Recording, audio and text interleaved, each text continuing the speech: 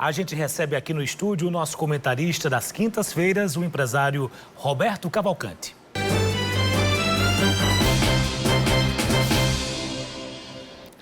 E comigo também no estúdio a jornalista Lena Guimarães, com quem eu vou dividir esse bate-papo. Boa tarde, doutor Roberto.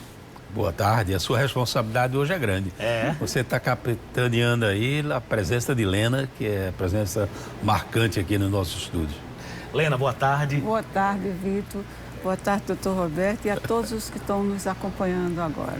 Lena, vamos tentar descomplicar, aproveitando que tem um economista aqui conosco, para a gente tentar descomplicar e explicar para o nosso telespectador o que é essa deflação. Isso vai repercutir no bolso do consumidor, né, Lena? Pois é, tem uma deflação positiva e tem uma deflação negativa, não é, doutor Roberto? Quando é que ela é positiva e quando é que ela é negativa, né? É quando há uma produção ou quando as pessoas deixam de comprar, que separa esses dois. É muito importante, Helena, nós fazemos uma diferença que na cabeça do público, índices e taxas é uma coisa muito complicada e fáceis às vezes até de fazer manipulações. O que está evidenciado nesse período analisado é que os preços dos produtos que estão elencados em uma listagem que servem como parâmetros de acompanhamento durante anos, esses preços desses produtos baixaram. As razões pelas quais eles baixaram supostamente se deve a que algumas indexações dessas são para produtos agrícolas, hortifrutigranjeiros, e que esses preços refletem exatamente nessa taxa. É muito importante que a população entenda que a queda da inflação, que é o inverso da inflação, ele se dá a nível de preço de produto, diferentemente de que possa ser confundido de que o país cresceu menos ou cresceu mais. Porque muitas vezes, quando se ouve uma taxa como houve deflação, a população pode pensar e ser induzida ao erro de que o país não cresceu. Não, o país cresceu e prova de que cresceu saudavelmente é que seus preços praticados, eles obtiveram redução de valores. Isso daria, pelo menos teoricamente, um pequeno alívio no dia a dia do consumidor brasileiro. Muito bom. Essa deflação, o ministro Paulo Guedes acabou de dizer, ela pode levar a uma nova redução da taxa de juros no Brasil. O senhor acha que isso realmente pode acontecer? É bem-vindo? Seria bem-vinda? Lena, eu não é que seja otimista, eu sou realista. No Brasil se praticou durante os últimos anos as maiores taxas de juros do mundo. Tem até uma propaganda aí de produtos que é maior do mundo, melhor do mundo, pois no Brasil o ranking do mundo mais alta praticada pelo sistema bancário brasileiro eram as nossas brasileiras. Então, é muito fácil para o Brasil conseguir baixar essas taxas. E é fundamental quando nós nos comparamos que hoje existe a necessidade da competitividade. Eu bato nessa tecla de competitividade. E na competitividade, a taxa de juros, ela reflete para quem investe, repete para quem adquire um produto. Se você vai numa casa comercial e compra uma coisa em 10 vezes, pensando que aquele preço está dividido em 10 vezes, mas dentro dele está embutido, o comerciante embutiu preventivamente, um valor na qual ele mantém o valor do dinheiro dele, entregue a você como consumidor, mantido. Então, a expectativa sempre no Brasil é que se botar 1%, 2% a mais, não vale nada. O consumidor nem percebe, porque o brasileiro estava tão acostumado com as taxas de inflação, taxas de juros tão altas, que não se apercebe. Muitos comerciantes vivem não do lucro do produto em si, de comprar do seu fornecedor e vender por mais alguma coisa, e sim naquele momento que ele financia ao consumidor desavisado. É o que ocorre, por exemplo, com os cartões de crédito. Os cartões de crédito no Brasil praticam as taxas mais altas do mundo. Então, eu acho que a margem para que nós possamos baixar ainda mais as taxas de juros. Quer dizer que o comerciante ele ganha mais com a taxa de juros que ele aplica no produto que ele vende a prazo do que com o próprio produto. Ele ganha mais numa atividade que, teoricamente, não tem nada a ver com o que ele pratica, do que com o que ele pratica. Comércio, o que é comércio? É você comprar 1 quilo de carne por X e vender aquele quilo de carne com mais alguma coisa, fruto do seu trabalho, dos seus custos e uma margem de lucro. Só que muitas empresas tradicionais que vendem ao país tradicionalmente ao longo de 10 meses, X meses, em parcelas, aquela parcela você está sendo enganado. Aquilo, na verdade, não é benesse nenhum. O comerciante, muitas vezes, está ganhando mais as suas custas com o juro que está embutido ali dentro do que com a sua atividade básica, que é comprar e vender um produto. Doutor Roberto, Lena, a gente tem acompanhado um esforço, principalmente no governo Bolsonaro, de reduzir essa taxa de juros. Sempre que tem reunião do Copom, está toda a imprensa especializada acompanhando, né? O mercado acompanha as reuniões do Copom no sentido de observar a queda na taxa de juros. A minha pergunta para o senhor é o seguinte: quando é que essa queda na taxa de juros ela vai chegar na ponta para o consumidor?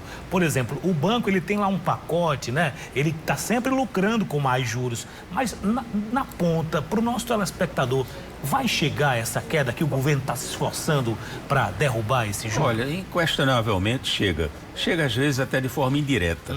Por exemplo, você é empresário, você vai fazer um investimento.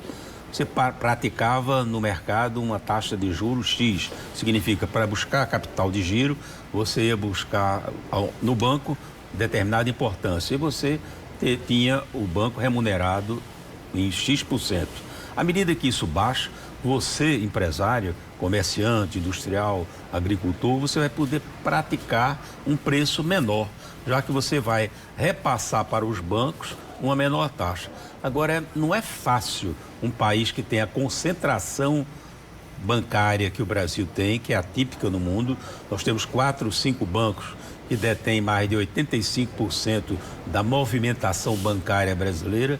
Enquanto isso perdurar, enquanto nós não tivermos um país que democratizar o sistema bancário, nós vamos ter sempre uma central de 4 ou 5 bancos, pactuado entre eles que vamos praticar tais taxas, e o consumidor brasileiro é obrigado a aceitar porque não tem outra saída. Ele vai dividir toda a sua demanda em menos de 15% do espaço financeiro que está distribuído por um número maior de bancos. Então, acho que deve haver uma preocupação do país, você consumidor, você político, em hastear a bandeira de fazer com que o sistema bancário brasileiro seja modificado e não se tenha um monopólio de 3, 4 bancos, oligopólio de 3, 4 bancos detendo a movimentação bancária brasileira. Lena, dá tempo para mais uma, viu?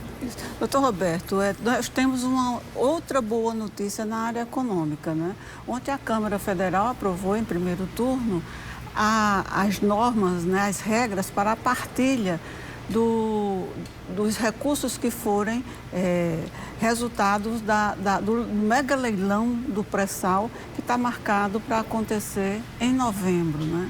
A Câmara decidiu que 15% do total arrecadado vão para os estados e 15% para os municípios. Dos municípios não era fator de discórdia, né? Todos concordaram que ele deveria seguir na divisão entre os próprios municípios, desses 15%, as regras do FPM, ou seja, o município com menor IDH, mais pobre, receberia mais. Agora, os estados não aceitaram essa regra. Os estados do Sul questionaram a regra, dizendo que o Nordeste e o Norte iam ser mais beneficiados. No acordo, né, 2/3 desses recursos vão ser pela regra do FPM e 1/3 vai ser dividido pela regra da Lei Candir, né, dos exportadores, né? FPE.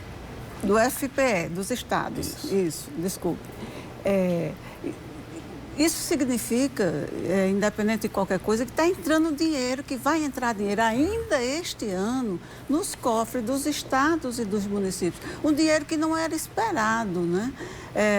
A previsão para a Paraíba é que, dependendo do que for arrecadado, a Paraíba receba um extra entre 300 e 400 milhões, né? É uma boa notícia, né, doutor Roberto? Vai dar um alívio grande, né? É um santo dinheiro, porque nós não contávamos com esse dinheiro. Na hora que você tem uma parcela de 15% deste ganho, que não é imposto, na verdade é uma bonificação que os participantes dos leilões do pré-sal vão pagar ao Brasil, então você vai ter 15% rateado de acordo com o FPM, que é a participação municipal. Na participação municipal, como o IDH vale como peso, o Nordeste e outros estados e outras regiões mais pobres, elas são beneficiadas. Os estados mais ricos têm uma participação insignificante deste imposto. Quando você vai no outro 15%, que será rateado entre os estados, aí você, nessa briga, queda de braço, mas de qualquer forma ainda foi vantajosa para a região Nordeste, você vai ter 2/3 dele baseado não no fundo de participação dos municípios, e sim no fundo de participação dos estados, que é menos contemplativo para o Nordeste, divide de uma forma menos prioritária para o Nordeste, mas mesmo assim a arrecadação será significativa. E é uma receita que não constava da nosso projeto de arrecadação de estados e municípios. Batendo esse papo aqui, falando de Selic, de queda na taxa de juros, mas, Lena, doutor Roberto, o que o brasileiro quer é emprego, Lena. O povo quer emprego, não é isso, Lena? Com certeza, né? Nos últimos 5 anos, né, durante toda essa crise, né, que a gente que começou a crescer realmente em 2014 e pipocou em janeiro de 2015, né? De lá para cá, o brasileiro sofreu muito, né, com a escassez de emprego, né? E agora parece, doutor Roberto, que existe uma perspectiva melhor, não é, na economia brasileira.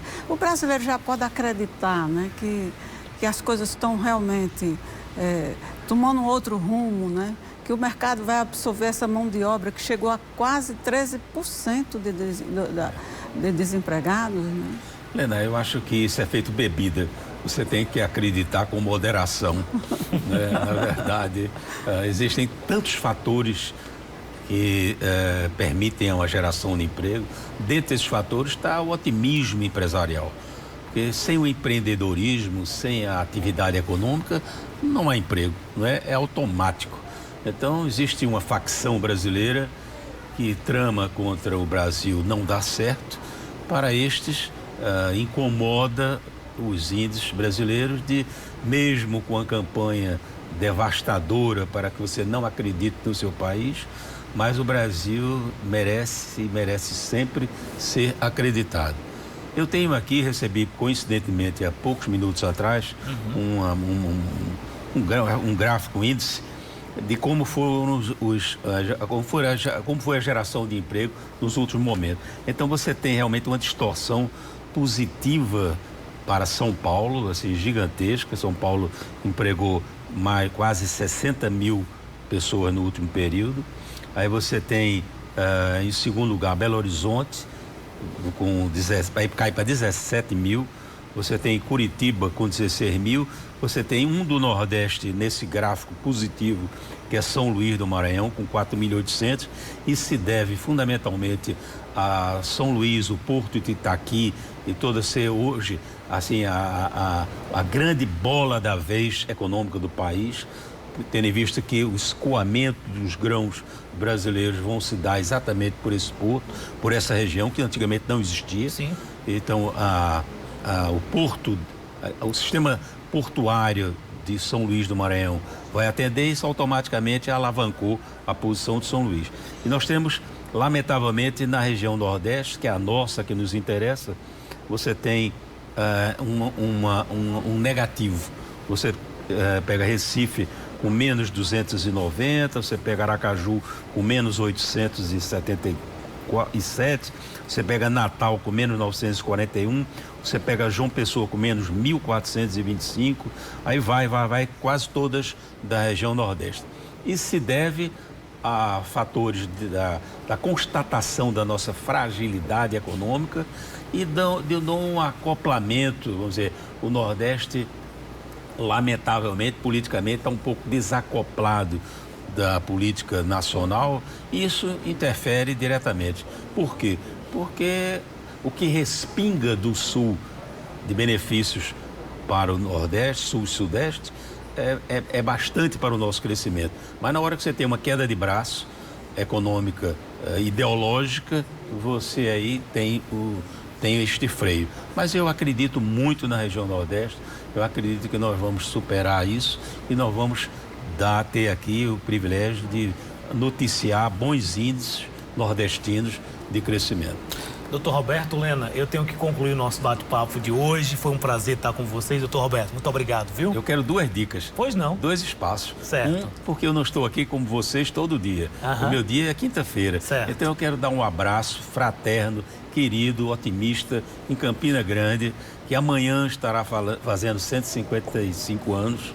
E como eu sou um dos admiradores e amantes da cabeça, da competência campinense, eu quero transmitir esse meu abraço. E gostaria de deixar uma pergunta para você fazer à nossa vereadora, a Helena Holanda, no sentido de pegar o lado pessoal. Eu sou muito de pegar o lado pessoal das pessoas.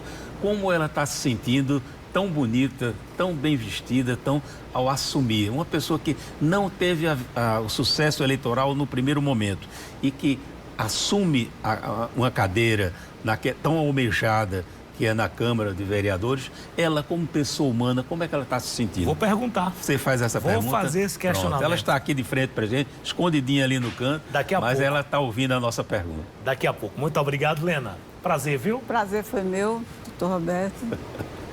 É sempre muito bom estar com Lena. Ela sempre nos ensina bastante aqui, do jornalismo.